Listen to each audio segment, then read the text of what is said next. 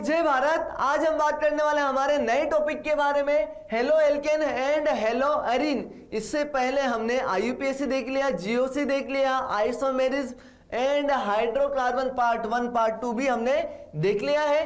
आज हम बात करने वाले हैं hello alkane, hello alkyne, hello alkane and hello arene part 1, और कल हमारे पास आने वाला है hello alkane hello arene part 2। चलो शुरू करते हैं इसे। पहला क्वेश्चन हमारे पास दिया हुआ है, सर अल्काइल हैलाइड दिया हुआ है, साथ में हमारे पास x मोल NaNH2 दिया हुआ है। x मोल NaNH2 दिया हुआ है, क्या करता है सर NaNH2? आपको बहुत अच्छे से पता है, बहुत ही अच्छा क्वेश्चन है ये। सर ये NaNH2 जो है डीहाइड्रोहेलोजिनेशन के लिए यूज होता है, और मैकेनिज्म होती है वहां पर E2 मैकेनिज्म। उसके बाद यहां पर y मोल मिथाइल आयोडाइड दिया हुआ है और फाइनल प्रोडक्ट बना दिया। हमें बोल रहे हैं बताओ x and y mole consume हुआ है, x प्लस y की वैल्यू बता दो, x प्लस y की वैल्यू बता दो, तो आपको बहुत अच्छे से बहुत इजीली क्वेश्चन समझ में आ जाएगा। सर NH2 के ऊपर आता है नेगेटिव, ये डीहाइड्रोहेलोजिनेशन करता है। तो ध्यान से, अगर मैंने ये यहाँ की 3 हाइड्रोजन को मैंने हटा दिया, यहाँ पर एक हाइड्रोजन यहाँ लिख दिया। अगर ये हाइड्रोजन हटा के मैंने यहाँ पर एक और एक ऐसे लिख सकता हूं मैं? हाँ सर, आराम से लिख सकते हैं, कोई दिक्कत नहीं है। तो ध्यान से समझेंगे। सर अगर ये ब्रोमीन गया तो यहां से ये हाइड्रोजन जाएगी, एंटी पोजीशन से ही जाता है। अगर ये Br गया तो ये वाली हाइड्रोजन जाएगी, सेम केस। अगर ये हाइड्रोजन तो ये Br, और ये हाइड्रोजन तो ये Br। सर ये सभी के सभी यहां से रिलीज हो जाएंगे, और हमारे पास क्या बनेगा? हमारे पास बन जाएगा सर इस तरीके से, मैं यहां पर लिख देता हूं CH triple bond C single bond C triple bond CH, ये बनेगा। क्लियर चीज? कितने मोल NaNH2 यूज हुआ? तो सर जितना डीहाइड्रोहेलोजिनेशन हुआ उतने ही मोल्स यूज होंगे। तो हम बात करेंगे सर, एक यहां से रिलीज हुआ, ये दोनों को रिलीज करने के लिए 2 मोल लगे होंगे, इन दोनों को रिलीज करने के लिए तीसरा मोल, और इन दोनों को रिलीज करने के लिए 4 मोल। सर 4 मोल NaNH2 यूज हुआ, तब जाके हमारे पास ये डाई अल्काइन बनेगा। समझ में आता है? 4 मोल हमारे पास यूज हो चुका है। उसके बाद बात करते हैं सर y मोल CH3 आयोडीन लिया हुआ है। ध्यान से, अगर मैं यहां पर CH3I डाल देता हूं तो क्या डायरेक्टली अटैक कर देगा क्या? नहीं सर, डायरेक्टली अटैक नहीं करेगा, पहले इससे हमें न्यूक्लियोफाइल बनाना पड़ेगा। तो ध्यान से क्या बोलेंगे? सर ये जो 2 हाइड्रोजन बची हुई ना, ये वाली हाइड्रोजन, इसको भी NaNH2 के साथ में हटाना पड़ेगा ताकि यहां पर नेगेटिव आ जाए, तब जाके वो वहां से अटैक कर सकता है। बात समझ में आती है अच्छे से? क्या बोल रहे हैं सर, पहले 4 मोल NaNH2 यूज हुआ, अल्काइन बन गया, उसके बाद मिथाइल आयोडाइड आया, तो डायरेक्टली रिएक्शन नहीं होगी, पहले अल्काइन की एसिडिक हाइड्रोजन को हटाना पड़ेगा, नेगेटिव बनेगा, वो नेगेटिव जाके वहां पर SN2 मैकेनिज्म करके अटैक करेगा, और फाइनल प्रोडक्ट हमारे पास ये बनेगा। तो सर ये 2 हाइड्रोजन को हटाने के लिए, 2 हाइड्रोजन को हटा के नेगेटिव बनाने के लिए 2 मोल NaNH2 और लगेंगे, मतलब टोटल 6 मोल NaNH2 यहां पर लग चुके हैं। x की वैल्यू कितनी आ गई? 6 आ गई। सर x की वैल्यू आ गई हमारे पास 6। बात करते हैं, ये जो नेगेटिव है, ये नेगेटिव इस आयोडीन के ऊपर अटैक कर देगा, तो यहां से ये आयोडीन रिलीज हुआ, कार्बन के ऊपर अटैक कर दिया, आयोडीन रिलीज हो गया, ये CH3 वहां पर जुड़ जाएगा। ऐसे ही सेम केस मैं बोलूंगा, ये जो कार्बन है ये भी हमारे पास मिथाइल आयोडाइड के ऊपर अटैक कर देगा और आयोडीन को रवाना कर देगा। समझ में आती है? आयोडीन यहां से रिलीज हो जाएगा।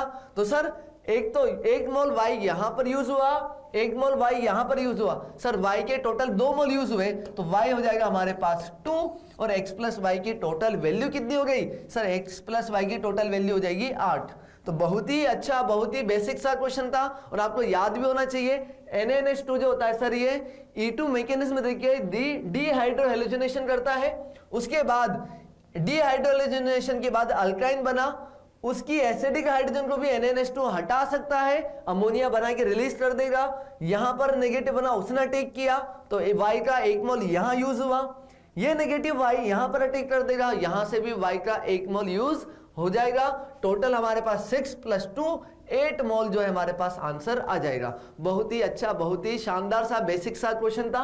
आगे बढ़ेंगे, अगला क्वेश्चन हमारे पास है second question, which of the following statements is incorrect? ध्यान से, इनकरेक्ट स्टेटमेंट हमें बताना है for ethylene dichloride and ethylidene chloride. ध्यान से, इन दोनों का मतलब क्या होता है सर? इलीन इलीन का मतलब होता है सर आजू बाजू वाले कार्बन पे, और इडीन का मतलब क्या होता है सर एक ही कार्बन पे। इडीन का मतलब एक ही कार्बन और इलीन का मतलब हो जाएगा आजू बाजू वाले कार्बन पे। तो इसका स्ट्रक्चर क्या बनेगा सर, इसका स्ट्रक्चर बन जाएगा ये 1,2 डाइक्लोरो इथेन, इसे हम बोल देंगे इथाइलिन डाइक्लोराइड। समझ में आता है तो बहुत अच्छे से। इथाइलिन क्या हो जाएगा सर, एक ही कार्बन के ऊपर 2 Cl जोड़ देंगे, ये हमारे पास बन जाए एडीन, ये हमारे पास बन जाएगा एडीन। अब बात करते हैं क्या क्वेश्चन दिया हुआ है, तो हमें बताना है चारों में से कौन सा स्टेटमेंट रॉन्ग है। जल्दी से खुद से पढ़ो, खुद से ट्राई करो, नहीं बनता है मैं हुई सर यहाँ पर प्रेजेंट आप लोग बताने के लिए। चलो देखते हैं, आई होप सभी ने बना लिया होगा। चलो देखते हैं sir, these are structural isomers, तो डेफिनेटली 1,2 और 1,1 तो सर दोनों एक दूसरे के साथ पोजिशनल आइसोमर्स हैं। कार्बन की चेन फिक्स है तो चेन आइसोमर्स तो नहीं होगा सर। दोनों ये 1,2 पे डाइक्लोरो है, ये 1,1 पे डाइक्लोरो है, तो सर दोनों के दोनों स्ट्रक्चरल आइसोमर्स है। सही स्टेटमेंट है, हमें तो इनकरेक्ट वाला बताना है। ठीक है भैया, आगे बढ़ते हैं। Both of these yields same product on reaction with alcoholic QH. Sir alcoholic QH क्या करता है, तो सर ये भी डीहाइड्रोहेलोजिनेशन करता है और E2 मैकेनिज्म जनरली देता है। डीहाइड्रोहेलोजिनेशन करेगा तो डीहाइड्रोहेलोजिनेशन करता है, मान लो जैसे बोला ये हाइड्रोजन और यहां से एंटी पोजीशन से Cl हटा देंगे तो हमारे पास क्या बनेगा सर, यहां पर बन जाएगा विनाइलिक क्लोराइड। क्या बन जाएगा, विनाइलिक क्लोराइड बन जाएगा। अच्छा इस वाले से देखते हैं सर, इसमें भी यहां की हाइड्रोजन हटेगी और ये वाला Cl हट जाएगा तो यहां पर भी सेम प्रोडक्ट बन जाएगा विनाइलिक क्लोराइड। तो सेकंड वाला स्टेटमेंट भी एकदम सही है, गलत नहीं है, सेकंड भी एकदम सही है, तो ये हमारा आंसर नहीं होगा। थर्ड ऑप्शन की बात करते हैं, both of these yields same product on treatment with aqueous QH solution। Sir aqueous QH solution दिया हुआ है, तो aqueous QH क्या करता है सर, ये करता है सब्स्टिट्यूशन, और एल्कोहलिक क्यूएच क्या करता है, ये सर जनरली करता है एलिमिनेशन। तो एक्वस क्यूएच जो है सर, ये Cl हटा के OH जोड़ेगा और हमारे पास क्या बनेगा सर, आजू बाजू वाले कार्बन से Cl हटेगा और OH जोड़ देगा, ये बनेगा इथाइलिन ग्लाइकोल। क्या बन जाएगा, ये इथाइलिन ग्लाइकोल। और सर अगर एक ही कार्बन से 2 Cl हटा के 2 OH जोड़ दिया, भाई एडीन वाले में क्या होगा, एक ही कार्बन पे 2 Cl है, दोनों हटा दो, 2 OH जुड़ेगा, वाटर रिलीज हो जाएगा और हमारे पास फाइनली बनेगा C डबल बॉन्ड O। तो ये बनेगा एल्डिहाइड और वो बना है हमारे पास इथाइलिन ग्लाइकोल। तो क्या दोनों सेम प्रोडक्ट है सर, नहीं है। स्टेटमेंट क्या बोल रहा है कि दोनों के दोनों सेम प्रोडक्ट बनाते हैं, गलत, मतलब यही हमारा आंसर हो जाएगा। आगे बात करते हैं, both of these yields same product on reduction. अब अल्काइल हैलाइड का रिडक्शन तो आपको पता ही है, हेलोजन हटा दो और हाइड्रोजन चिपका दो। अगर मैं चाहूं तो LiLH4 ले लो, जिंक प्लस कुछ भी मेटल प्लस HCl ले लो, तब भी यही केस होगा। तो हम बात करेंगे सर हाइड्रोजन हटेगा, ये हेलोजन हटेगा और यहां पर हम हाइड्रोजन चिपका देंगे। तो हम बोलेंगे अगर LiLH4 लिया, मान लो सर LiLH4 लिया, तो वो क्या करेगा सर, H नेगेटिव देगा, ये देगा हमें H नेगेटिव जाएगा, Cl हटा के खुद चिपक जाएगा वहां पर, यहां से भी दोनों Cl हटेगा, दोनों हाइड्रोजन लगेगी, इथेन बन जाएगा। क्या बनेगा, रिडक्शन पे इथेन बनेगा, यहां पर भी Cl हटके यहां पर भी हाइड्रोजन चिपकेगी, वहां पर भी इथेन बन जाएगा। तो सर ये भी सेम प्रोडक्ट बना रहा है, मतलब ये स्टेटमेंट सही है। तो हमारा आंसर फाइनली जो है वो हो जाएगा C। कोई दिक्कत नहीं है, इजी क्वेश्चन है, थोड़ा समझाने में लेंदी जा रहा है, बाकी आप लोग देखते ही आंसर टिक करना है। आगे बढ़ेंगे, आगे हमारे पास अगला क्वेश्चन है, question number 3। The mechanism of SN1 reaction is given as. हमें SN1 की मैकेनिज्म दे दी और सर हमें तो वैसे भी याद है, एक जंबूरा 3 जुल्फों वाला। आपने बताया था सर अगर कार्बन के पास 3 जुल्फे हैं और कार्बोकेटायन बन पा रहा है, तो हम बात करें सर वो SN1 मैकेनिज्म देना पसंद करेगा। तो ऐसा अल्काइल हैलाइड जिसके पास 3 जुल्फे हैं सर वो SN1 देना प्रेफर करता है। बात समझ में आ रही है। चलो बात करते हैं SN1 मैकेनिज्म में होता क्या सर, लिविंग ग्रुप रिलीज हो जाता है, कार्बोकेटायन बनता है और ये कार्बोकेटायन जो है क्लासिकल वाला बनता है, तो सर रीअरेंजमेंट कर सकता है। आगे बात करते हैं, फिर अगर हमने बात की कार्बोकेटाइन मैक्सिमम स्टेबलाइज पोजीशन पे आ चुका है, चूंकि वो प्लेनर है तो आने वाला न्यूक्लियोफाइल अबाउ द प्लेन और बिलो द प्लेन दोनों तरीके से अटैक कर सकता है। आधी बात समझ में? तो वहां पर रेसिमाइजेशन भी हो जाएगी, मतलब ये Y नेगेटिव अटैक करेगा above the plane below the plane, तो यहां पर हम RY जो बोलेंगे वो रेसिमिक मिक्सचर बनने की टेंडेंसी रखता है। आगे बात करते हैं, तो हमें क्या बोल रहा है, student rights general characteristics based on the given mechanism. क्या क्या ऑप्शंस जो है स्टूडेंट लिखेगा अपने नोट्स में, देखते हैं। The reaction is favoured by weak nucleophiles. Definitely sir, carbocation बनने के लिए न्यूक्लियोफाइल को बैठ के देखना पड़ेगा, भैया कार्बोकेटाइन बन गया, हाँ भाई बन गया, तो जाके वो अटैक करेगा, तो वीक न्यूक्लियोफाइल होना चाहिए। अगर वीक न्यूक्लियोफाइल नहीं लिया है तो भैया वो कार्बोकेटाइन बनने से पहले ही अटैक कर देगा, आपको SN1 नहीं जाके वो SN2 की तरफ शिफ्ट हो जाएगी। तो हम बोलेंगे ये वाला स्टेटमेंट तो सही है, स्टूडेंट को लिखना चाहिए, हाँ भाई वीक न्यूक्लियोफाइल होगा तो SN1 मैकेनिज्म होगी।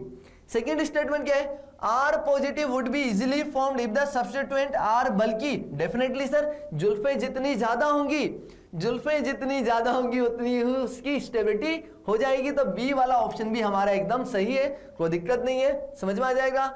The reaction is accompanied by racemisation. हाँ सर, चूंकि कार्बोकेटाइन प्लेनर स्पीसीज होती है, sp2 होता है, तो यहां पर अटैक अबाउ द प्लेन भी हो सकता है और बिलो द प्लेन भी अटैक हो सकता है, तो सर यहां पर रेसिमाइजेशन भी हो जाता है। SN2 में हम सर इन्वर्जन की बात करते हैं, SN2 में हम बोलते हैं कि इन्वर्जन होगा।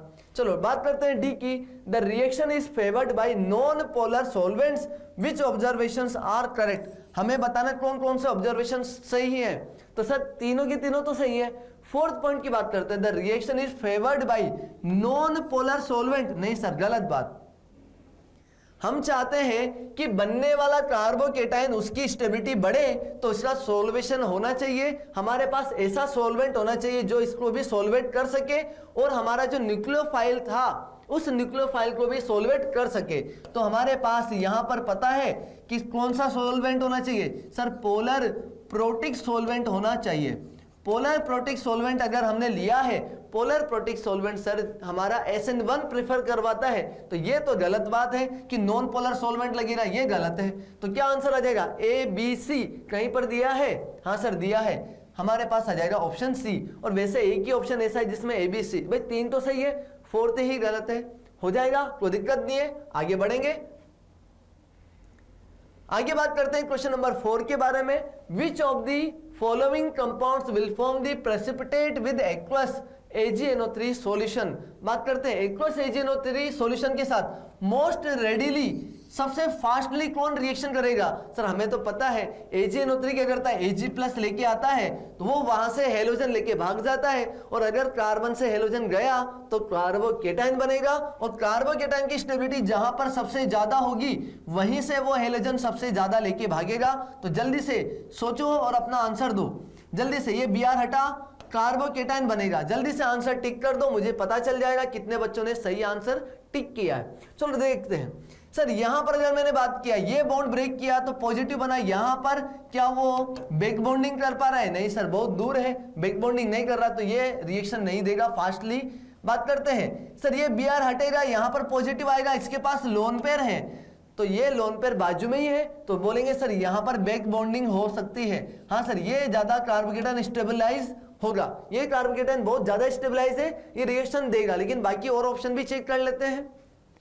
सर यहां पर ये कार्बोकेटाइन बना, यहां पर भी बैक बॉन्डिंग हो सकती है, लेकिन सर ये जो लोन पेयर है नाइट्रोजन की जेब में नहीं है, ये रेजोनेंस में जा रहे हैं। क्या नाइट्रोजन इजीली अपना लोन पेयर इस वाले पॉजिटिव को दे पाएगा, नहीं सर नहीं दे पाएगा, इसकी स्टेबिलिटी नहीं बढ़ा पाएगा। इसमें बात करते हैं, क्या नाइट्रोजन का लोन पेयर जेब में ही है, हाँ सर जेब में ही है, और नाइट्रोजन और ऑक्सीजन में कौन अपना लोन पेयर इजीली देगा, सर नाइट्रोजन की इलेक्ट्रोनेगेटिविटी कम है, नाइट्रोजन कम लालची है, वो अपना लोन पेयर इजीली देगा और कार्बोकेटाइन की स्टेबिलिटी बढ़ा देगा। यहां पर भी बैक बॉन्डिंग हो रही है, हम बोलेंगे सर हमारा प्रेफरेबल आंसर हो जाएगा डी, मतलब सबसे ज्यादा फास्टली AgNO3 के साथ PPT कौन बना देगा, सर बना देगा हमारे पास डी, और PPT किसका बनेगा, AgBr का, और AgBr का PPT जनरली क्या होता है, पेल येलो टाइप का प्रेसिपिटेट ये होता है, हो जाएगा, कोई दिक्कत नहीं है। आगे बढ़ते हैं, तो ऐसे ही क्वेश्चन आप लोग बहुत बार आते हैं, मैंने आप लोग नोट्स में भी करवाए हुए हैं। आप लोग सिंपल और सिंपल कार्बोकेटाइन की स्टेबिलिटी देखनी है और कार्बोकेटाइन जहां सबसे ज्यादा स्टेबलाइज है वहीं पर HNO3 सबसे पहले जाके अटैक करेगा और Br या हेलोजन लेके भाग जाएगा। हो जाएगा, आगे बढ़ते हैं। क्वेश्चन नंबर 5 देखते हैं। The major product in the following reaction is. अब यहां पर जेई मेंस वालों ने थोड़ा सा ट्विस्ट कर दिया। बच्चे जनरली टर्शरी ब्यूटोक्साइड जानते हैं, लेकिन ये ब्यूटोक्साइड नहीं है भैया, ये टर्शरी ब्यूटाइल अल्कोहल है। ये अल्कोहल है, ये न्यूट्रल वाला सॉल्वेंट है ना, न्यूट्रल वाला। तो वीक न्यूक्लियोफाइल हो जाएगा। ये क्या हो जाएगा? Weak nucleophile. मतलब ये पहले बैठ के देखेगा भैया कार्बोकेटाइन बन गया, उसके बाद में जाके अटैक करने वाला है। क्लियर चीज? तो हम क्या बोलेंगे सर, यहाँ पर आयोडीन अच्छा लिविंग ग्रुप है, ये रिलीज होगा, यहाँ पर पॉजिटिव बनेगा। क्या पॉजिटिव यहाँ पर सबसे ज्यादा स्टेबलाइज है? नहीं सर, अभी तो रीअरेंजमेंट करके और ज्यादा स्टेबलाइज होगा। तो जब तक मोस्ट स्टेबल कार्बोकेटाइन नहीं बनता तब तक हमारा ये जो वीक वाला न्यूक्लियोफाइल है ये बैठ के देखेगा, और जब इसको पता चल गया कि हाँ भैया मोर स्टेबलाइज कार्बोकेटाइन बन गया है तो ये जाके अटैक करेगा, है ना। और जो तुमने पढ़ा हुआ है नोट्स में टर्शरी ब्यूटोक्साइड, टर्शरी ब्यूटोक्साइड क्या होता है सर? टर्शरी ब्यूटोक्साइड हम बात करते हैं ये O के ऊपर नेगेटिव होता है, वहां पर OH नहीं होता सर, O के ऊपर नेगेटिव होता है। और जनरली यहां पर पोटेशियम हम लेके चलते हैं, तो ये होता है पोटेशियम टर्शरी ब्यूटोक्साइड। वहां पर नेगेटिव होने की वजह से वो बहुत ही अच्छा बेस होता है, बहुत ही अच्छा न्यूक्लियोफाइल हम बात कर सकते हैं उसे। तो वो कार्बोकेटाइन बनने से पहले ही अटैक कर देता है, तो वहां पर हम बोलते हैं सर E2 मैकेनिज्म हो जाती है, होफमैन प्रोडक्ट मेजर बन जाता है। लेकिन यहां पर अगर हम बात करते हैं तो यहां पर हम बात करेंगे कि सर ये जो न्यूक्लियोफाइल है वीक है, कार्बोकेटाइन बनने देगा, रीअरेंजमेंट होने देगा, उसके बाद में जाके अटैक वो करेगा। तो हम क्या बोलेंगे सर कार्बोकेटाइन यहां बना, क्या ये यहां पर स्टेबलाइज है? नहीं सर, यहां पर तो अभी इसके पास अल्फा हाइड्रोजन क्रम है 2 डिग्री है, वो 3 डिग्री में कन्वर्ट हो सकता है। तो हमारे पास यहां पर आ जाएगा इस तरीके से, ध्यान से समझना सर। यहां पर एक हाइड्रोजन प्रेजेंट है, कैसे देखा मैंने? कार्बन ने सर 3 बॉन्ड बना रखे हैं, इस कार्बन ने 1 2 और 3 बॉन्ड बना रखे हैं, तो चौथा बॉन्ड तो बनाएगा सर वो किसके साथ? हाइड्रोजन के साथ। ठीक है, तो मतलब यहां पर एक हाइड्रोजन प्रेजेंट है, ये कार्बोकेटाइन उसके साथ बातें करेगा, भैया तू मेरी जगह पर आ जा, मैं तेरी जगह पर आ जाता हूं। ऐसा क्यों? क्योंकि मेरी स्टेबिलिटी बढ़ जाएगी। तो पॉजिटिव यहां आ जाएगा और हाइड्रोजन यहां पर आ जाएगा। क्या ये कार्बोकेटाइन मोर स्टेबल है यहां पर? तो सर मोर सराउंडिंग तो है, मोर स्टेबल भी है, लेकिन हमें जनरली देखना चाहिए अल्फा हाइड्रोजन से। तो देख लो अल्फा हाइड्रोजन देख लेते हैं यहां पर पहले एक बार। सर यहां पर इस वाले कार्बोकेटाइन के हिसाब से यहां पर 1, यहां पर 1, यहां पर 3 और यहां पर अगर मैं बोलूं ये भी अल्फा है, ये भी अल्फा है और ये भी अल्फा है। यहां पर 2 हाइड्रोजन है, तो 2 + 3 और 1 यहां पर हो जाएगा 6 अल्फा हाइड्रोजन। देखते हैं अगर ये कार्बोकेटाइन यहां शिफ्ट हो जाता है तो कितने अल्फा हाइड्रोजन हो जाएगी? सर अगर ये कार्बोकेटाइन यहां आ गया तो यहां पर हाइड्रोजन आ जाएगा। भाई ये कार्बोकेटाइन यहां चल गया, हाइड्रोजन यहां आ गया, तो कार्बोकेटाइन यहां बना। कितने अल्फा हाइड्रोजन है? सर ये भी अल्फा कार्बन है, ये भी अल्फा कार्बन है और ये भी अल्फा कार्बन है। 3 3 6 और 1 7, तो 6 से 7 हो गया। सर स्टेबिलिटी उसकी बढ़ेगी तो कार्बोकेटाइन यहां से वहां तक भी शिफ्ट हो जाएगा। अब हमारे पास है more stable, maximum stabilize carbocation है, हीटिंग किया हुआ है, तो क्या होगा सर? इवन मैकेनिज्म हो जाएगी। इवन मैकेनिज्म में क्या होता है?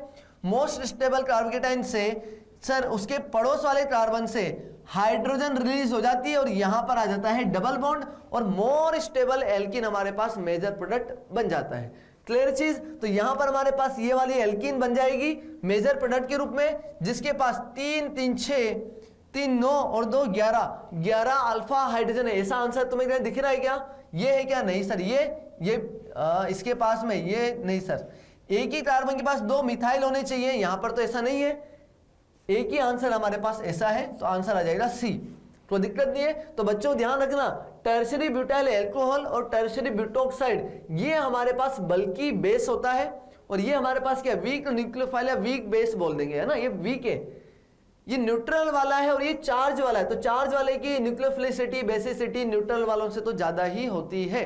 चलो आगे बढ़ेंगे, आगे बात करते हैं। Consider the reaction sequence given below. ये हमें दिया हुआ है, which of the following statement is true. हमें क्या दिया हुआ है सर? सबसे पहले तो देखो ये Br हटा और OH माइनस ने अटैक किया, Br हटेगा, OH माइनस वहां पर जाके अटैक करेगा, और हमें बोल दिया गया है कि रेट जो है ना, रेट, वो रेट डिपेंड कर रहा है केवल K टर्शरी ब्यूटर टर्शरी, और ये हमारे पास दिया हुआ है भाई, ये जो टर्शरी ब्यूटाइल है ना, टर्शरी ब्यूटाइल हैलाइड है हमारे पास, तो इसी की पावर 1 दिया हुआ है। मतलब ये जो रेट ऑफ द रिएक्शन है केवल और केवल डिपेंड कर रही है हमारे इस अल्काइल हैलाइड के ऊपर, क्या इस न्यूक्लियोफाइल या बेस के ऊपर डिपेंड कर रही है? सर नहीं कर रही है। ठीक है भैया, आगे बात करते हैं। सेकंड रिएक्शन दे रखी है, उसके लिए रेट दिया हुआ है, वहां पर क्या बोल रहे हैं, टर्शरी ब्यूटाइल अल्काइल हैलाइड जो हमें दिया हुआ है उसकी पावर 1, और जो बेस या न्यूक्लियोफाइल हमने लिया उसकी भी पावर 1। सर दोनों के ऊपर ये रेट जो है डिपेंड कर रही है। चलो देखते हैं क्वेश्चन क्या बोल रहा है, which of the following statement is true. तो पहला हमारे पास दिया हुआ है, changing the base from OH minus two OR negative will have no effect on reaction 2। क्या रिएक्शन 2 में अगर OH हटा के मैंने OR जोड़ दिया, मतलब इसकी न्यूक्लियोफिलिसिटी और बढ़ा दी OR नेगेटिव जोड़ के, तो क्या बोलेंगे सर उसकी रेट में चेंजेस आ जाएगा। ये स्टेटमेंट जो है गलत है, चेंजेस होगा, डेफिनेटली होगा। हमने ये जो रेट है ना इस न्यूक्लियोफाइल या बेस के ऊपर भी डिपेंड कर रही है, तो हम बोलेंगे सर यहां से OH हटा के OR जोड़ दिया, चेंजेस हो जाएंगे, लफड़ा हो जाएगा। सेकंड बात करते हैं, changing the concentration of base will have no effect on reaction 1। Definitely, क्योंकि रेट डिटरमाइनिंग की स्टेप जब हम बात कर रहे हैं RDS, उसमें कहीं पर भी न्यूक्लियोफाइल या बेस नहीं दिया हुआ है, तो हम बोलेंगे कंसंट्रेशन ऑफ बेस जो है चेंज कर देंगे तो रिएक्शन के ऊपर कोई इफेक्ट नहीं आएगा। आंसर आ जाएगा हमारे पास बी। सी भी देख लेते हैं, doubling the concentration of base will double the rate of both the reactions. तो ये तो गलत है, इसकी कंसंट्रेशन पे तो डिपेंड कर रहा है, लेकिन यहां पर कोई डिपेंड नहीं हो रहा। ऑप्शन सी जो है हमारे पास गलत है। डी क्या दिया हुआ है, changing the concentration of base will have no effect on reaction 2। क्या बोल रहे हैं, changing the concentration of base will have no effect on reaction 2। नहीं सर, ये भी गलत दिया हुआ है। अगर यहां पर कंसंट्रेशन चेंज कर दी तो रेट जो है वो चेंज हो जाएगी, लेकिन ये तो गलत बोल रहे हैं, ये भी आंसर गलत हो जाएगा। ये बोला नो इफेक्ट, नहीं भैया, अगर तुमने कंसंट्रेशन डबल कर दी बेस की तो रेट भी जो है डबल हो जाएगी, ये हम बहुत अच्छे से जानते हैं। हमारा आंसर आ जाएगा बी। और बी क्यों मैंने बोल दिया, क्योंकि रिएक्शन 1 में, रिएक्शन 1 की RDS स्टेप में कहीं पर भी बेस का नामो निशान नहीं है। तो जनरली अगर मैं बात करूं तो यहां पर केवल और केवल सब्स्टिट्यूशन हो रहा है, SN1 टाइप की मैकेनिज्म हो रही है। और यहां पर अगर मैंने इस वाली रिएक्शन की बात की तो जनरली ये क्या हो रहा है, एलिमिनेशन हो रहा है, वो भी E2 टाइप का। तो E2 टाइप की ये मैकेनिज्म हमारे पास है। आगे बढ़ेंगे, क्वेश्चन नंबर 7 दिया हुआ है। ये वाला क्वेश्चन मैक्सिमम बच्चों से बन सकता है ना, इसमें ज्यादा कुछ है नहीं, लेकिन फिर भी मैं समझा देता हूं। विच of the following potential energy diagrams represents SN1 reaction. SN1 reaction हम जानते हैं सर, एक जंबुरा 3 जुल्फों वाला कार्बोकेटाइन ऐसे इंटरमीडिएट बनेगा और 2 स्टेप में रिएक्शन पूरी होगी। पहले कार्बोकेटाइन का फॉर्मेशन होगा, कार्बोकेटाइन के ऊपर अटैक करके न्यूक्लियोफाइल फाइनल प्रोडक्ट बना देगा। तो देखो जल्दी से देखेंगे, हम बात करते हैं सर RDS स्टेप जो होती है ना, वो होती है रेट डिटरमाइनिंग स्टेप, और formation of carbocation is rate determining step. तो हम बात करेंगे ये जो पहला है, पहला वाले में बात करते हैं। मान लो ये रिएक्टेंट है, रिएक्टेंट से ये यहां पर क्या बना, कार्बोकेटाइन बना, और कार्बोकेटाइन से फाइनली हमारे पास क्या बन गया, प्रोडक्ट बन गया। क्लियर चीज। अब हम बात करते हैं यहां से, देखो ये जो पहली वाली एक्टिवेशन एनर्जी ज्यादा है भाई, ये जो एनर्जी गैप है ना, ये एनर्जी गैप क्या बताता है, एक्टिवेशन एनर्जी बताता है। तो हमें पता है सर पहली वाली स्टेप जो है ना वो RDS है, और हम ये भी जानते हैं SN1 में पहली ही स्टेप RDS होती है, जहां पर formation of carbocation is RDS of the reaction. तो ये वाला तो एकदम सही लग रहा है। फिर जब कार्बोकेटाइन बन गया है ना, कार्बोकेटाइन बन गया, उसके बाद न्यूक्लियोफाइल जाके अटैक करेगा, प्रोडक्ट बना देगा। तो ये तो हमारे पास आंसर ए ही आ जाएगा। लेकिन बच्चों ये तो याद करने वाली बात हो गई, अब थोड़ा समझने वाली बातें कर लेते हैं। तो समझना, अगर मैंने बात किया कार्बन के साथ में हेलोजन लगा हुआ है, कार्बन के साथ में हेलोजन लगा हुआ है, तो हम क्या बोलेंगे, ये हेलोजन अच्छा लिविंग ग्रुप है, ये बॉन्ड यहां से ब्रेक हो जाएगा और बन जाएगा कार्बोकेटाइन। तो जल्दी से यहां पर बॉन्ड ब्रेक हो रहा है, बॉन्ड ब्रेक होने के लिए एनर्जी लगेगी, और उतनी एनर्जी मिलने तक रिएक्शन जो है धीरे धीरे चलेगी। तो क्या बोलेंगे, धीरे धीरे ये लिविंग ग्रुप यहां से रिलीज होगा और धीरे धीरे हमारे पास कार्बोकेटाइन बनेगा। ये रेट ऑफ द रिएक्शन जो है RDS है, ये वाली स्टेप क्या होती है, RDS होती है। कार्बोकेटाइन बन गया, अब हम बात करेंगे जब न्यूक्लियोफाइल आके अटैक करेगा तो न्यूक्लियोफाइल जब यहां पर जुड़ रहा है तो सर यहां तो बॉन्ड फॉर्मेशन हो रहा है। बॉन्ड फॉर्मेशन होने के लिए एनर्जी देनी पड़ेगी कि एनर्जी मिलेगी? सर बॉन्ड फॉर्मेशन हो रहा है, एनर्जी मिलेगी। अगर एनर्जी मिलेगी तो हम क्या बोलेंगे, जो सेकेंड स्टेप है ना उसमें एक्टिवेशन एनर्जी कम रहेगी और पहली वाली जो स्टेप है जहां पर बॉन्ड ब्रेक हो रहा है वहां पर एक्टिवेशन एनर्जी ज्यादा रहेगी। बात समझ में आती है अच्छे से? तो ये फाइनली हमारे पास समझ में आ गया, ये ए आंसर है। क्या इसमें देखो सर पहले कार्बोकेटाइन का फॉर्मेशन तो स्लो उसमें तो एक्टिवेशन एनर्जी कम बता दिया और कार्बोकेटाइन से हमने बोला एक्टिवेशन एनर्जी ज्यादा है। भैया गलत बात, गलत बात। बॉन्ड ब्रेक होने पर एनर्जी देनी पड़ेगी, स्टेप स्लो होगी, एक्टिवेशन एनर्जी ज्यादा होगी। अगर बॉन्ड फॉर्मेशन हो रहा है, बॉन्ड फॉर्मेशन के लिए हमें एनर्जी देनी नहीं पड़ेगी, एनर्जी मिलेगी।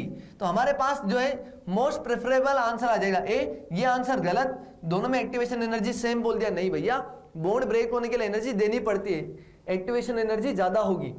यहां पर ये तो एक ही स्टेप बोल रहा है, गलत बात है। एक ही स्टेप में तो रिएक्शन पूरी नहीं होती। पहले कार्बोकेटाइन इंटरमीडिएट बनता है, उसके ऊपर न्यूक्लियोफाइल जाके अटैक करेगा तो जाके फाइनल हमारे पास प्रोडक्ट बनेगा। हो जाएगा, आगे बढ़ेंगे, समझ में आ गया। अगला क्वेश्चन देखते हैं। इन दी फॉलोइंग रिएक्शन सीक्वेंस, ये हमारे पास रिएक्शन की है। कंपाउंड आई, फर्स्ट कंपाउंड हमारे पास क्या है बताओ जल्दी से। अच्छा, गिवन टर्बिडिटी इमीडिएटली, ये तो सर एल्कोहल का क्वेश्चन आ गया, कोई दिक्कत नहीं है। ल्यूकास रिएजेंट आप बहुत अच्छे से जानते हो, anhydrous ZnCl2 with concentrated HCl। Sir immediate turbidity देने वाला तो एक ही बंदा है, 3 डिग्री अल्कोहल। तो हमारे पास ये समझ में आ जाएगा सर, अगर आई जो भी हमने लिया फाइनल जो प्रोडक्ट बनने वाला होता 3 डिग्री अल्कोहल ही बनेगा और कुछ नहीं बनेगा। 2 डिग्री होता तो सर 5 मिनट के आसपास वो टर्बिडिटी देता और 1 डिग्री तो भाई साहब आधे घंटे में हीटिंग करने पर ही टर्बिडिटी देगा। पता है आपको अच्छे से। हम बात करेंगे अब एनहाइड्रस ZnCl2, ये जो है ना टर्बिडिटी, तो ये जो थर्ड वाला प्रोडक्ट है हमारे पास, ये फर्स्ट के बाद जो थर्ड है ये हमारे पास क्या है, 3 डिग्री अल्कोहल है, जिसकी रिएक्शन ZnCl2 विद HCl के साथ करवाने पर टर्बिडिटी मिल रही है। तो ये तो समझ में आ गया सर, हमारे पास 3 डिग्री अल्कोहल बनना चाहिए। और 3 डिग्री अल्कोहल बनाने के लिए हमारे पास एल्डिहाइड चाहिए या कीटोन चाहिए? सर कीटोन चाहिए। क्या चाहिए? कीटोन चाहिए। तो कीटोन बनाने के लिए ध्यान देना, कीटोन बनाने के लिए मिनिमम ऐसा तो होना ही चाहिए, तभी हो पाएगा। कीटोन क्या ऐसे बन जाएगा क्या? क्या कीटोन बनेगा ऐसे? नहीं सर, ये तो एल्डिहाइड बनेगा। एल्डिहाइड से कभी भी आपको 3 डिग्री अल्कोहल नहीं मिलेगा। एल्डिहाइड से, एल्डिहाइड के ऊपर ग्रिग्नार्ड का अटैक करवाओगे, एल्डिहाइड के ऊपर ग्रिग्नार्ड का अटैक कराओगे आपको 2 डिग्री अल्कोहल मिलेगा। कीटोन के ऊपर अटैक करवाओगे आपको पास 3 डिग्री अल्कोहल मिलेगा। तो यहां से आपको सोचना था कि अगर मुझे 3 डिग्री अल्कोहल चाहिए, ग्रिग्नार्ड दिया हुआ है, तो डेफिनेटली ये जो सेकंड वाला प्रोडक्ट है, सेकंड वाला हमारे पास कीटोन ही होना चाहिए। और कीटोन बनाना है एक्वस क्यूएच के द्वारा, तो सर डेफिनेटली 3 कार्बन दिया हुआ है ना, यहीं पर ही हमारे पास 2 OH आने चाहिए। भाई कीटोन बनाने के लिए 2 OH आने चाहिए। एक्वस क्यूएच क्या करता है सर, Cl हटा के OH जोड़ देता है, मतलब दोनों के दोनों Cl यहीं पर ही प्रेजेंट होंगे, दोनों के दोनों Cl यहीं पर ही प्रेजेंट होंगे, ताकि Cl हटा के वो OH जोड़ देगा, वाटर रिलीज हो जाएगा और कीटोन बन जाएगा। कीटोन के ऊपर ग्रिग्नार्ड रिएजेंट अटैक करके फाइनली हमारे पास 3 डिग्री अल्कोहल बना देगा। मैंने आपको बहुत बार बताया भी है। वैसे अगर आपने एल्डिहाइड लिया है ना, फॉर्मल्डिहाइड की बात नहीं कर रहा मैं, नॉर्मल एल्डिहाइड CH3CHO की बात कर रहा हूं। अगर एल्डिहाइड लिया हुआ है तो 2 डिग्री अल्कोहल बनेगा, कीटोन लिया है तो 3 डिग्री अल्कोहल बनेगा। हमें 3 डिग्री चाहिए था। और यहां पर सेकंड की बात करते हैं तो सेकंड हमारे पास कीटोन होना चाहिए था, उसके लिए दोनों OH यहां पर ही प्रेजेंट होने चाहिए, मतलब दोनों Cl इसी वाली पोजीशन पे प्रेजेंट होना चाहिए। तो जल्दी से देखो ऐसा कहां पर दिया हुआ है कंपाउंड फर्स्ट में, हम देखेंगे इससे बन पाएगा क्या? नहीं बनेगा सर, इससे नहीं बनेगा, इसमें कतई नहीं बनेगा, इन दोनों में सर बन जाएगा। यहां से भी Cl हट के OH आ जाएगा, यहां से भी Cl हट के OH आ जाएगा। एक ही कार्बन के पास 2 OH सर अनस्टेबल होंगे, वाटर रिलीज हो जाएगा और फाइनली कीटोन बन जाएगा। तो आंसर आ जाएगा डी, हमारा फाइनली आंसर आ जाएगा डी। आई होप समझ में आ गया होगा, बहुत इजी क्वेश्चन है, लेकिन बच्चों को टाइम लगता है, तो टाइम बचाने के लिए ही मैं बता रहा हूं। आपको देखना चाहिए गिवन टर्बिडिटी 3 डिग्री अल्कोहल देगा, 3 डिग्री अल्कोहल देने के लिए कीटोन होना चाहिए, 2 डिग्री के लिए आपके पास एल्डिहाइड होना चाहिए, और अगर 1 डिग्री बनाना है तो फिर तो फॉर्मल्डिहाइड लेना पड़ेगा। अगर 1 डिग्री अल्कोहल बनाना है तो फॉर्मेल्डिहाइड लेना पड़ेगा ताकि उसके ऊपर अटैक होके ये बॉन्ड शिफ्ट होगा और हमारे पास 1 डिग्री अल्कोहल बनेगा। बढ़ू मैं आगे, चलो आगे बढ़ते हैं। अगला क्वेश्चन दिया हुआ है the major product of the following reaction is. ये हमारे पास एक रिएक्शन दे रखी है, उस रिएक्शन के बाद हमें बोला मेजर प्रोडक्ट बताओ इन चारों में से कौन सा आंसर है। पहले रिएक्शन देख लेते हैं जल्दी से। क्या रिएक्शन दे रखी है सर, OH माइनस आएगा और हाइड्रोजन हटा के एसेंटो मैकेनिज्म है तो सर इन्वर्जन हो जाएगा। क्या हो जाएगा, इन्वर्जन। अगर leaving group above the plane जुड़ा हुआ है तो आने वाला न्यूक्लियोफाइल बिलो द प्लेन आएगा, मतलब हमारे पास आंसर क्या आ जाएगा, ये आ जाएगा, हमारे पास आंसर आ जाएगा इस तरीके से NH2 और यहां पर भी आ जाएगा हमारे पास Br। क्या आ जाएगा, Br। कोई दिक्कत है क्या, बहुत इजी क्वेश्चन था, बहुत इजी क्वेश्चन है, लेकिन देखते हैं कितना इजी। अच्छा डबल बॉन्ड पे कोई भी इफेक्ट नहीं पड़ेगा सर, एज इट इज रहेगा, ये बनेगा। आंसर में कहां दिया हुआ है ऐसा सर, OH डैश पे दिया हुआ है तो NH2 वेज पे कर दिया, नहीं सर दोनों। अच्छा ये जो Br है ना, Br नहीं सॉरी, यहां पर क्या आएगा, ये हटा दो, OH आएगा, Br हटेगा OH जुड़ेगा तो यहां पर डैश पोजीशन पे OH आना चाहिए। अब बात करते हैं क्या ये वाला आंसर है, नहीं सर ये तो आंसर नहीं है क्योंकि वेज पे था, ये तो डैश पे बता दिया लेकिन ये वेज पे कर दिया। NH2 की पोजीशन पे कोई भी इफेक्ट नहीं आएगा, एज इट इज रहेगा। यहां पर क्या बोलेंगे सर, OH जो है वेज पे है, नहीं सर वो तो डैश पे चाहिए, गलत आंसर, गलत बात। आगे बात करते हैं सर, दोनों ही वेज पे कर दिए, दोनों वेज पे, नहीं सर दोनों डैश पे, अभी उसे छोड़ते हैं थोड़ी देर, इसे देख लेते हैं। सर यहां पर OH जो है हमारे पास डैश पे दिया हुआ है, सही बात है, और NH2 जो है वेज पे, नहीं सर ये भी गलत, तो ये तो आंसर गलत हो गया। आंसर तो एक ही बचा हुआ C। लेकिन अब बच्चे सोचेंगे सर आंसर में C कैसे बोल दिया है, तो दोनों वेज पे बता रहा है और हमारा आंसर दोनों डैश पे आ रहा है। तो ध्यान से ऐसा एक कॉन्सेप्ट आपने जरूर थोड़ा बहुत सुना होगा, नहीं सुना तो मैं बता देता हूं अच्छे से। अगर मान लो ये दोनों वेज पे है ना, दोनों ये वेज या डैश पे है मान लो, अगर इस मॉलिक्यूल को अपन ने इसी के प्लेन से 180 डिग्री से रोटेट कर दिया, इसी के प्लेन से 180 डिग्री से रोटेट कर दिया तो बनने वाला मॉलिक्यूल इसी का आइडेंटिकल होगा।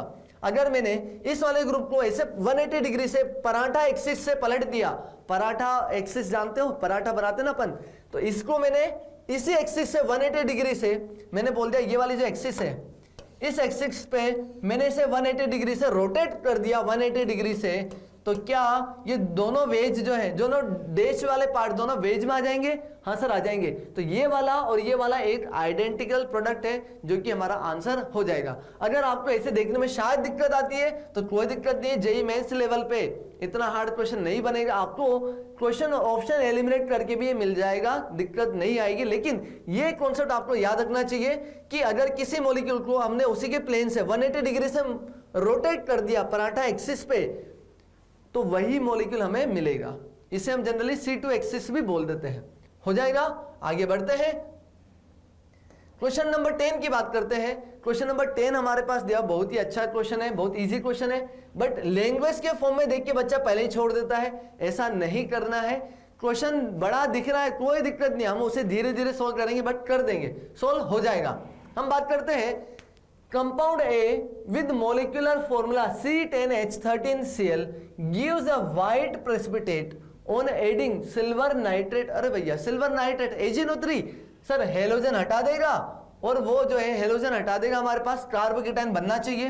हम बात करते हैं, ठीक है भैया, क्या कर रहा है कि जो एक कंपाउंड है सिल्वर नाइट्रेट के साथ में रिएक्शन करता है, पीपीटी बना देता है। हम बोलेंगे सर वहां से Cl हटेगा, बनने वाला कार्बोकेटाइन ज्यादा स्टेबल होना चाहिए, बनने वाला कार्बोकेटाइन जो है ज्यादा स्टेबल होना चाहिए। अच्छा, A on reacting with alcoholic QS gives compound B as the main product, ठीक है इसे भी देखते हैं। B on ozonolysis gives C and D, और C जो है हमारे पास केनिजारो रिएक्शन देता है but not aldol condensation. C जो है वो केनिजारो देता है, एल्डोल नहीं देता। मतलब क्या बोलेंगे सर, एल्डोल तो क्या होता है, डाइल्यूट बेस के प्रेजेंस में अल्फा हाइड्रोजन डोल एल्डोल, और केनिजारो क्या होता है सर, केनिजारो के पास अल्फा हाइड्रोजन नहीं होनी चाहिए। तो हम बोलेंगे जो C वाला कंपाउंड है, C के पास कोई भी अल्फा हाइड्रोजन नहीं होनी चाहिए, है ना, और अल्फा हाइड्रोजन नहीं होनी चाहिए ताकि वो Cannizzaro they. D gives aldol condensation but not Cannizzaro, तो हम बोलेंगे सर D जो है ना, D उसके पास अल्फा हाइड्रोजन होनी चाहिए। तो ओजोनोलिसिस करने के बाद ओजोनोलिसिस करने के बाद हमारे पास जो प्रोडक्ट्स मिल रहे हैं उसमें एक प्रोडक्ट ऐसा होना चाहिए जिसके पास अल्फा हाइड्रोजन हो और एक प्रोडक्ट ऐसा मिलना चाहिए जिसके पास कोई अल्फा हाइड्रोजन नहीं हो। तो देखते हैं कौन सा। ऐसे क्वेश्चंस को हमें ऑप्शन देख देख के ही करना पड़ेगा और कोई तरीका नहीं है। अच्छा, एक बात और समझ लो, अगर B on ozonolysis gives C and D, भाई C और D कौन होते हैं सर? एल्डिहाइड कीटोन होते हैं। तो मुझे बताओ B कौन होगा सर? B होगा हमारे पास एल्कीन, क्योंकि एल्कीन के ओजोनोलिसिस करने पर ही डबल बॉन्ड तोड़ो ऑक्सीजन जोड़ो। पता है आपको, अंग्रेजों भारत छोड़ो डबल बॉन्ड तोड़ो ऑक्सीजन जोड़ो, ये वाला नारा आपने बहुत अच्छे से सुना होगा। तो हम बोलेंगे B जो है हमारे पास जरूर एल्कीन होगी, और एल्कोहलिक क्यों इसलिए लिया होगा क्योंकि अल्काइल हैलाइड का एलिमिनेशन करवा देगा और वहां पर हम बोलेंगे डिहाइड्रोहेलोजिनेशन करके वो एल्कीन बना देगा, एल्कीन बना देगा। अच्छा, देखते हैं कहां से एल्कीन बनती है। तो जल्दी से एल्कीन कहां से बन सकती है? क्या सबसे पहले डी से देखो, डी से एल्कीन बन सकती है क्या? नहीं सर, ये Cl यहां से हटा, लेकिन हाइड्रोजन है ही नहीं सर, एल्कीन नहीं बन पाएगी। तो डी पहले ही हटा दो, डी पहले ही हटा दो। अच्छा, यहां से बात करते हैं सर, Cl हटा देगा, हाइड्रोजन हटा देगा, यहां पर डबल बॉन्ड आ सकता है, एल्कीन बन जाएगी सर, बन जाएगी, मोर स्टेबल एल्कीन ये बन सकती है। यहां पर बोलेंगे सर ये Cl हटके यहां पर भी डबल बॉन्ड आ जाएगा, ये भी एल्कीन बना सकता है, सही बात है, कोई दिक्कत नहीं है। अच्छा, यहां से क्या बोलेंगे सर, ये Cl और ये H हटा के यहां पर भी डबल बॉन्ड आ सकता है, एल्कीन बना सकता है। अब दूसरी बात इंपॉर्टेंट समझना, क्या जो व्हाइट प्रेसिपिटेट देने की बात करता है सिल्वर नाइट्रेट के साथ, क्या 1 डिग्री अल्काइल हैलाइड दे पाएगा सर? नहीं दे पाएगा, कार्बोकेटाइन बहुत अनस्टेबल होता है, तो ये भी हटा दो, ये जो है सिल्वर नाइट्रेट के साथ रिएक्शन नहीं कर पाएगा। दूसरी बात, अब हमारे पास इन दोनों B और C में देखते हैं सर, B वाला 2 डिग्री है, HNO3 के साथ रिएक्शन भी कर देगा, प्रेसिपिटेट भी दे देगा क्योंकि कार्बोकेटाइन स्टेबलाइज है। यहां पर भी हम बोलेंगे सर कार्बोकेटाइन जो है वो 3 डिग्री स्टेबलाइज है, रिएक्शन दे सकता है। अब इन दोनों में देखो जल्दी से, इन दोनों में अगर सर ये डबल बॉन्ड बना, अगर ये डबल बॉन्ड बना, ओजोनोलिसिस किया, तो क्या बनेगा? CH3CHO, इसके पास भी अल्फा हाइड्रोजन है, इसमें भी क्या बनेगा सर? यहां पर डबल बॉन्ड ऑक्सीजन आएगा, इसके पास भी अल्फा हाइड्रोजन है सर। इसके जो दोनों के दोनों प्रोडक्ट्स बनने वाले हैं, एक तो बनेगा ये C डबल बॉन्ड OH और CH3, इसके पास भी अल्फा हाइड्रोजन है, उधर वाले के पास भी अल्फा हाइड्रोजन है सर। B वाला जो है एल्डिहाइड और केनिजारो नहीं दे पाएगा क्योंकि उसके पास अल्फा हाइड्रोजन है।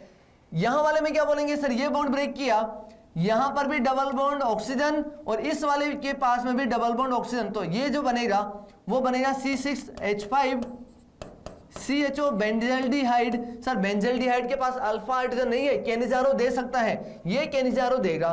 दूसरी बात, इसकी बात कर लेता हूं मैं, CH3 C double bond O CH3, sir alpha hydrogen है ना, तो ये हमारे पास एल्डोल दे देगा। तो हमारे पास मोस्ट प्रेफरेबल जो आंसर आएगा वो आंसर आ जाएगा C।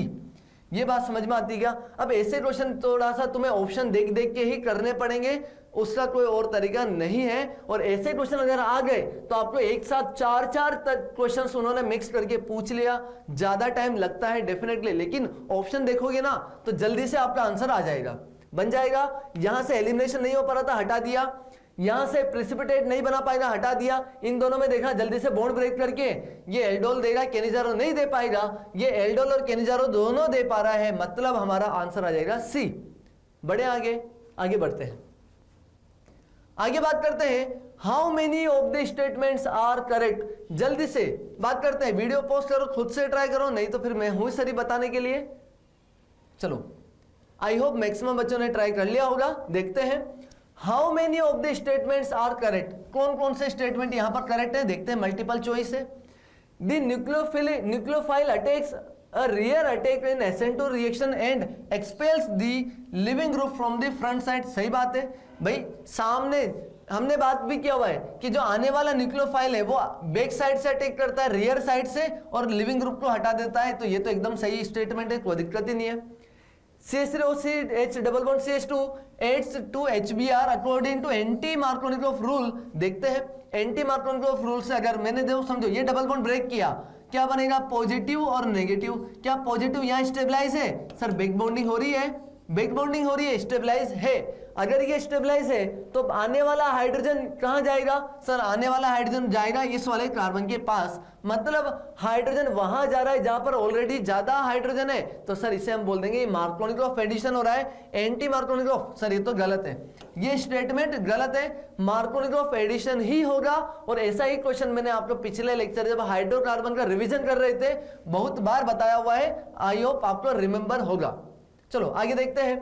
The basicity of halides decrease in order of fluorine, chlorine, bromine, iodine. हमें पता है सर, अगर बेसिसिटी की बात कर दोगे ना तो हमें पता है टॉप से बॉटम जाने पर साइज बढ़ेगा, नेगेटिव की स्टेबिलिटी बढ़ेगी। अगर नेगेटिव की स्टेबिलिटी बढ़ेगी तो उसके लोन पर देने की टेंडेंसी डिक्रीज हो जाएगी। हम बोलेंगे सर बेसिसिटी भी डिक्रीज हो जाएगी। या तो ऐसे देख लो या कॉन्जुगेट एसिड बेस पेयर बना के देख लो। हमें पता है सर F नेगेटिव है ना तो HF बना के देख लेंगे, और I नेगेटिव है तो HI बना लिया।